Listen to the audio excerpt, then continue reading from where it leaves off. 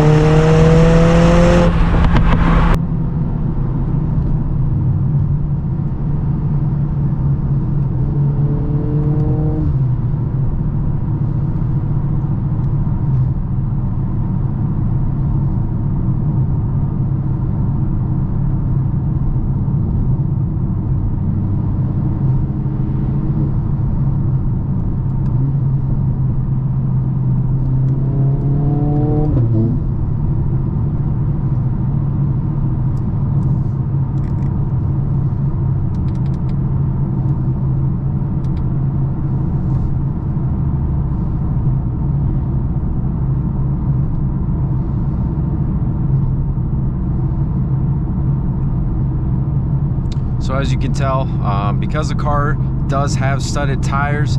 It is a little bit louder inside the cabin, but even with summer tires, which once I get them installed in about 2 weeks, I'll do another POV video so you can compare the cabin noise.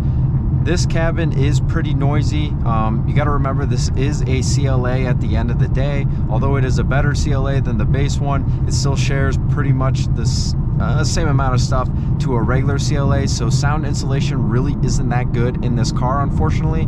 So you do get a lot of road noise, and especially on the highway you do get a lot of wind noise and road noise, but it's not too bad with the summer tires, but a lot worse with these studded tires. As you can see, the interior lighting is on. We do have the red purplish layout here, so red up on top and then the blue purplish down below. This is probably my favorite theme. You can go in the menu and you can change a bunch of the different colors. I think there's like 64 colors available, which is really cool. So you can, you know, pick whatever colors you like the most. This is my favorite layout because you get interior lighting everywhere, even on the headrest over here. Now on this screen right here, I have the engine information being displayed. You can switch around. You can go to consumption, which will show you the MPG levels, and then you can go to vehicle, and that will show you the articulation of the suspension, and you can go to the G-forces and it will give you the G-force readout as well.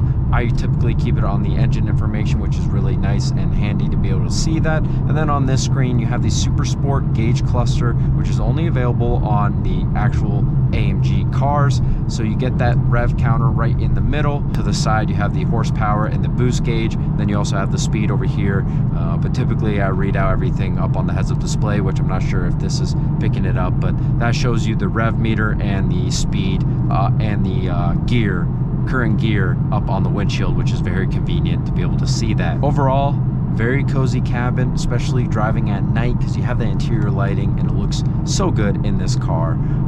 The interior, because it's the updated facelifted version, it feels very cozy in here, especially at night, like I said. This is just a good daily AMG, good comfort cruiser.